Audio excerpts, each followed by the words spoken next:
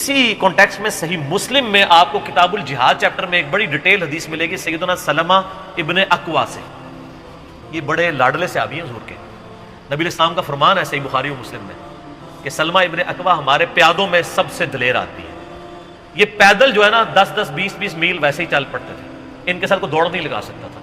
اس اکیلے بندے نے 30 کافروں کو مار کے پیدل جا کے ان کے پیچھے نبی الاسلام کے اونٹ چھڑوا کے لے آئے تھے.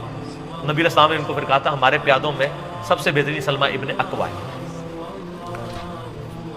اور یہ سلمہ ابن اکوا وہی ہیں جن کے بارے میں الادب المفرد میں آتا ہے کہ 2 تابعین ان کو ملنے کے لیے جاتے ہیں تو سلمہ ابن اکوا کہتے ہیں کہ یہ میرے 2 ہاتھ ہیں جن سے میں نے نبی علیہ السلام کے ساتھ مصافحہ کیا، آپ کی بیعت کی.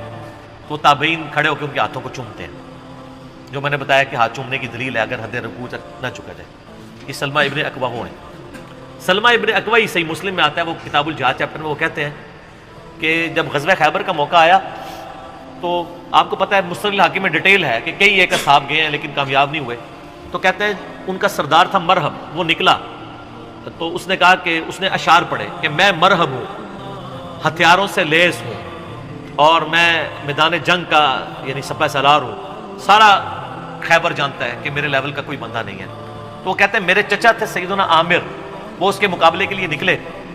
لڑائی کے دوران سیدنا عامر نے اس کا جب وار اپنی ڈھال پہ روکا نا تو اس کے بعد انہوں نے تھوڑا جھک کے اپنی تلوار جب نکالی نا تو غلطی سے ان کی تلوار سلپ ہو کے اپنی رگ کٹ گئی ان کی ہاتھ کی. اس کی وجہ سے وہ شہید ہو گئے مرہب کے مقابلے. تو سلمہ ابن اکوا کہتے ہیں میں بڑا غمگین ہوا کیونکہ صحابہ کہنا شروع ہو گئے اس نے خودکشی کر لی ہے. کیونکہ صحابہ کو علم غیب نہیں تھا نا، بزرگوں کو علم غیب ہوتا ہے نا. تو حضور کے پاس شکایت سلمہ ابن اکوا، یا رسول اللہ میرے چچا، آپ میں تیرا چچا تو مومن ہے. اور اسی حدیث میں الفاظ ہے کہ سلمہ ابن اکوا کہتے ہیں کہ ایک دن پہلے ہی نبی علیہ السلام کو میں نے جب تعارف کرایا نا یہ میرے چچا عامر ہے تو حضور نے کہا اللہ تعالیٰ اس پہ رحم فرمائے. تو حضرت عمر کہتے ہیں لو جی یہ شہید ہو گیا. یہ مسلم کے الفاظ ہیں. وہ کہتے ہیں حضور جس کے لیے کہتے ہیں اللہ اس پہ رحم فرمائے شہادت پکی، وہ ہو گئی اگلی دفعہ. تو وہ کہتے ہیں میں نے جب حضور کو آپ فرمایا عامر تو یعنی عامر کے لیے 2 اجر ہے. وہ کہہ رہے خودکشی کیا نبی صاحب فرمایا وہ تو غلطی سے ہو گیا تھا. پھر سلمہ ابن اکوا کہتے ہیں پھر نبی علیہ السلام نے مجھے کہا کہ جاؤ علی ابن ابی طالب کو بلا کے لاؤ. یہ بندہ ہے جو بلانے کے لیے گیا تھا.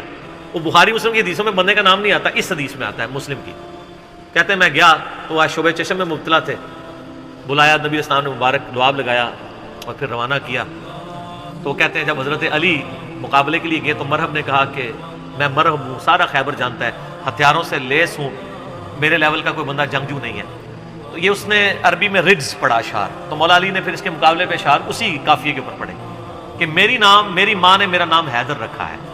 حیدر کہتے ہیں عربی میں شیر کو، اور میں شیر کی طرح حملہ آور ہوتا ہوں اور پھر میرے مقابلے کی سکت کوئی نہیں رکھتا.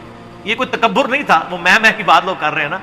تو میدان جنگ میں تو پھر مورال بلند کرنے کے لیے نبی علیہ السلام خود بخاری مسلم میں آتے ہیں، آپ نے حدیث پڑھا تھا انا النبی لا کذب، کوئی شک نہیں ہے میں اللہ کا نبی ہوں، میں ابن عبد المطلب ہوں. تو سیدنا علی نے یہ رجز پڑھا کہ میری ماں نے میرا نام حیدر رکھا ہے اور میں شیر کی طرح حملہ آور ہوتا ہوں اور میں اپنے دشمن کو نیست و نابود کر دیتا ہوں. ایک ہی وار میں مرہب کو کاٹ دیا.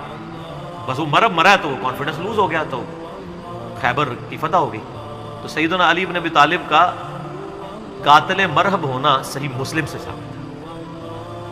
ناسبی ویسے کرتے رہے، اس لیے میں نے آپ کو شاہ جی کئی بار کہا کہ ناسبی اور منکرین حدیث لازم و ملزوم ہے.